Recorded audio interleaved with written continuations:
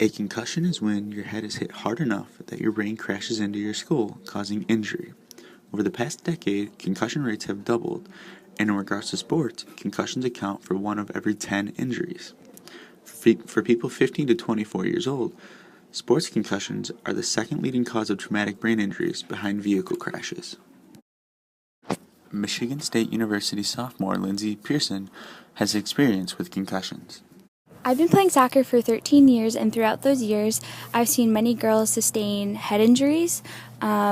Even I, a couple of times, have blacked out and then had concussion-like symptoms. So it's definitely prevalent in the sport just because of the way people tackle, and especially when you use your head for headers.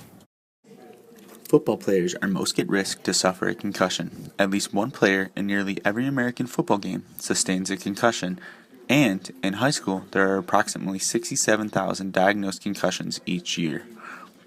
A study by the New York Times showed 50 youth football players from 20 different states have died or sustained serious head injuries from concussions since 1997.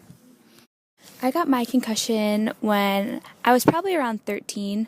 I just remember getting hit really hard in a tackle and blacking out, and afterwards I had a really bad headache and everything was dizzy. Many people believe that with improved technology and increased awareness, the damage done by concussions can be limited. While technology also helps us to understand what's going on in our brains, I think it helps us to figure out ways to help concussions. It's kind of hard to say how to really help concussions in sports. I think just by creating more awareness among players, it will help. It is not always easy to know if someone has a concussion. Symptoms of a concussion range from mild to severe and can last for hours, days, weeks, or even months. Next is my interview with my friend who experienced a concussion. All right, how did your concussion occur? I was racing my friend down a hill at Pine Knob, and I caught an edge and fell over. How long did you lose memory for? I don't remember driving to the hill that afternoon, and the first thing I remember that night is when I got home with my dad. Was there any after effects? I had a really strong headache for the next 3 to 4 days.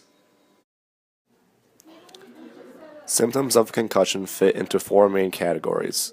First is thinking and remembering, which is not thinking clearly or not being able to remember new information. Next is physical, headache, nausea, dizziness, balance problems, feeling tired. Third is emotional and mood. Someone could get easily upset, sad, or anxious. And last is sleep, which could be a hard time falling asleep, oversleeping, or undersleeping. The concussion issue has spread all over the sports world, but hockey is one of the leading causes and a leader in trying to fix the problem. It's often been debated whether the sudden rise of concussions is the result of dirtier play or just a faster-paced game. I spoke with local youth hockey referee Christian Backman about the issue. It's just a faster-paced game, plain and simple. With all of the new equipment and growth of the game, it becomes a more aggressive game, and there are bigger collisions in turn. However, the issue is anything but a lost cause.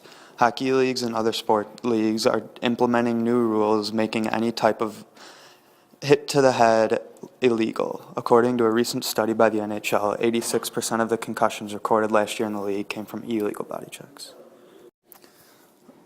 A big step was recently made with the new concussion evaluation protocol. It mandates that players in the NHL showing concussion symptoms must be taken off the bench and evaluated away from external stimuli by a team physician. Mr. Backman agreed that this is a critical issue. The tricky part is determining whether you have a concussion, because most guys will think they just got rattled or have a headache and won't bother checking on it. That's where things can get dangerous, and that's something hockey leagues all over need to take care of.